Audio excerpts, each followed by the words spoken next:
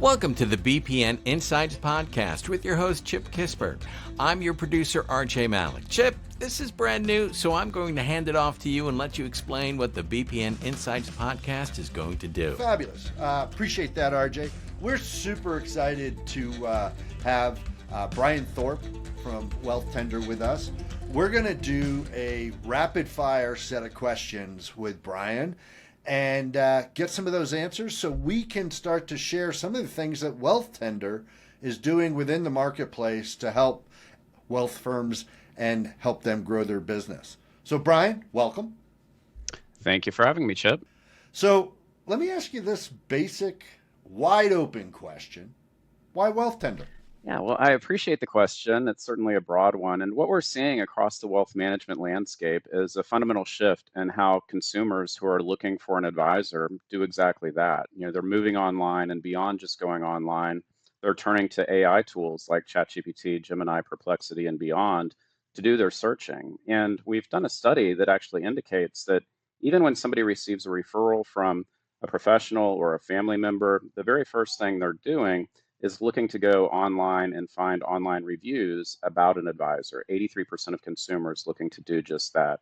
And so what we're doing at Wealthtender, we were the industry's first SEC compliant online review platform, designed really from the ground up for regulatory compliance. So the goal is that when the advisors and wealth management firms join Wealthtender, we're helping them with that visibility. They're getting visibility with the consumers that visit our website, but just as importantly, they're getting visibility with those reviews going to work for them from an SEO, search engine optimization perspective, as well as AI optimization, and ensuring that they're getting greater visibility opportunities no matter where an individual is looking to find and hire an advisor.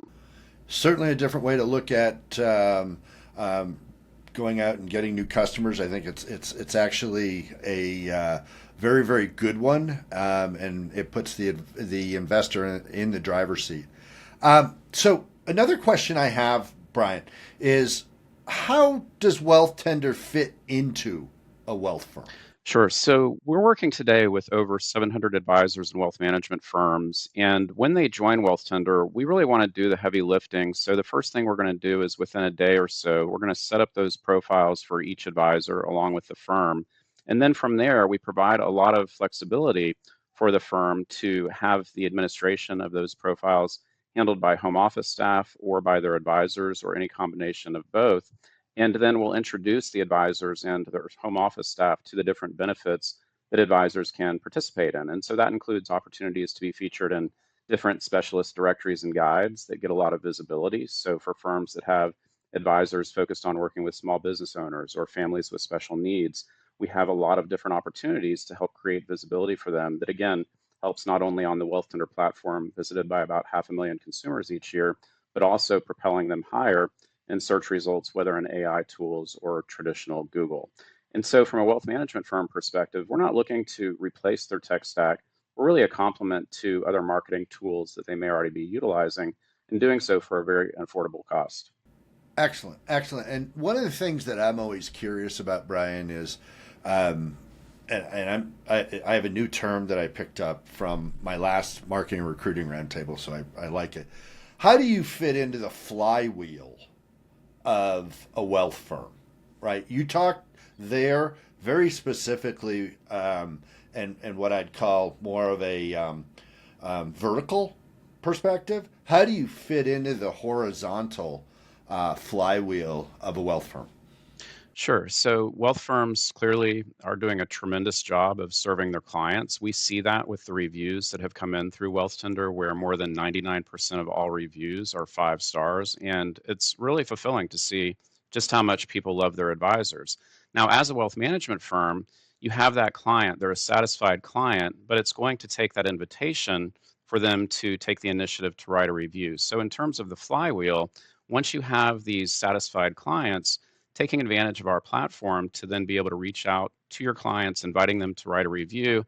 Now they're saying positive things about your firm, and now they have even more skin in the game. They already love you as an advisor, and now they've really invested online, sharing their thoughts.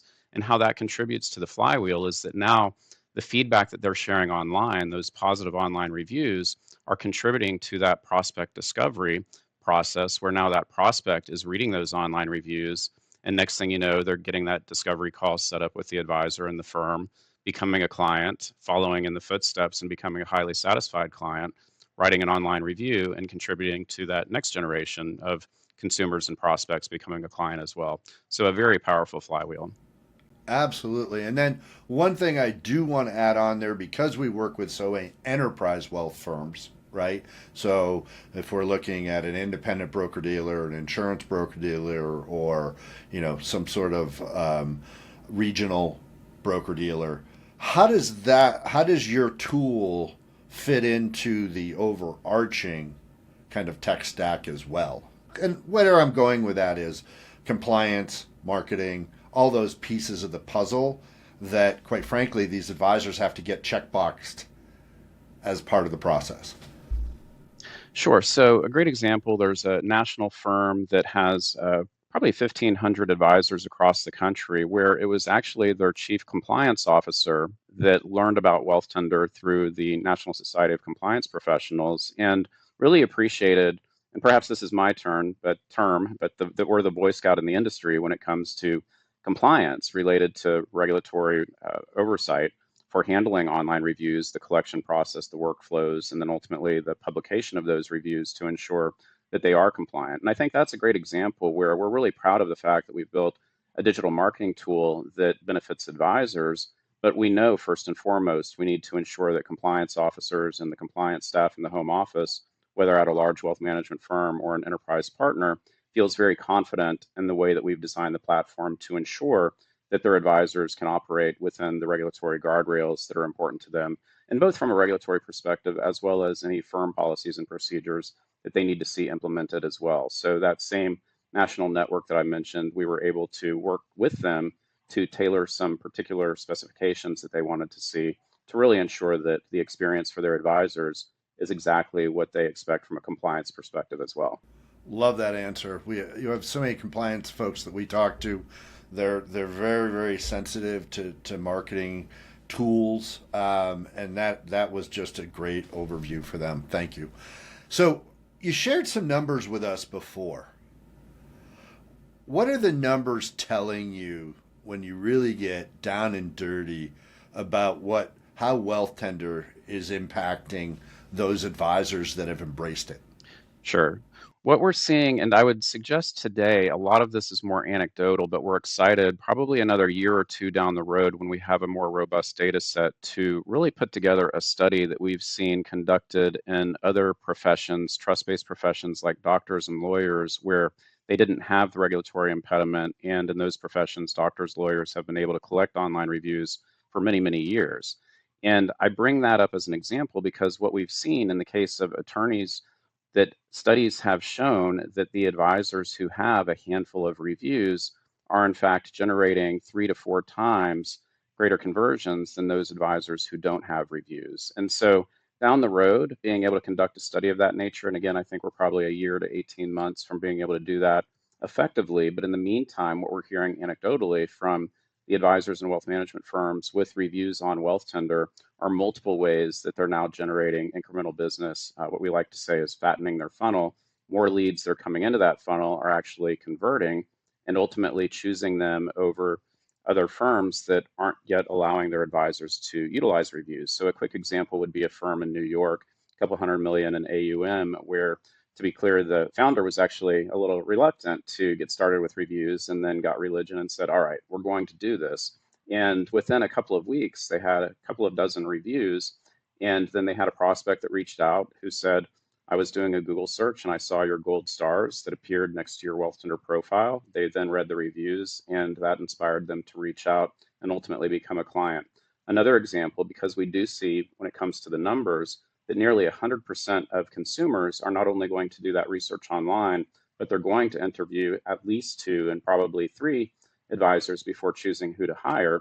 And this same firm had a prospect that said, I've narrowed down my search to a large wirehouse firm. I won't name names, but a household name. And the prospect said, I've heard of them, and they're telling me and reminding me that I've heard of them, but I haven't heard of your firm until recently. Why would I want to work with you, the independent firm that doesn't have that household name? And that independent firm said, well, do they have reviews that look like this? And that really did 2 things. One, the prospect got to read about the changes in the lives that the independent advisor had made and ultimately moved over $1 million the next day. But two, it created that seed of doubt in the mind of the prospect who now is wondering, well, why doesn't that other advisor have reviews? And if they actually took the time to ask the advisor why they don't, and the answer is, well, our home office doesn't allow us to share client feedback online, that certainly puts a seed of doubt within the mind of the prospect as to why they would want to work with a firm that isn't comfortable letting their clients share feedback. So really interesting times, but today, especially for independent firms, I would say it's a really powerful and timely opportunity to distinguish from firms, especially like the wirehouses, that maybe a couple of years, if not longer, from allowing their advisors to be able to collect and publish online reviews. Brian, thank you. That's fascinating to me. My last question. What are the benefits to gathering online reviews that you feel many wealth firms haven't considered as of yet? Yeah, it's a really great question. And this is something that has been not only exciting for us to see, but ultimately for the advisors and firms to experience themselves. So one, we know, of course, how those online reviews benefit the prospect experience and increase the likelihood of that prospect converting and becoming a client. But other benefits include how those reviews now, where a lot of advisors, they have a little bit of imposter syndrome. They're maybe afraid they're going to get a negative review. And again, as I mentioned, almost all reviews are extraordinarily positive.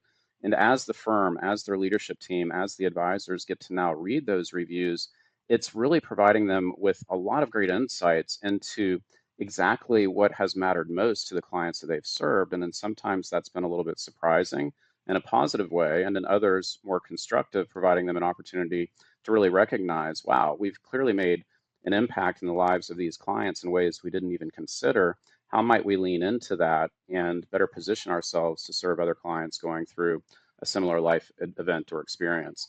The other thing that we're seeing is the ability for those firms with positive reviews to have an easier time attracting new advisors to come over into their firm or staff, because they're seeing, wow, clearly this must be a great place to work. The clients love working with the advisors there.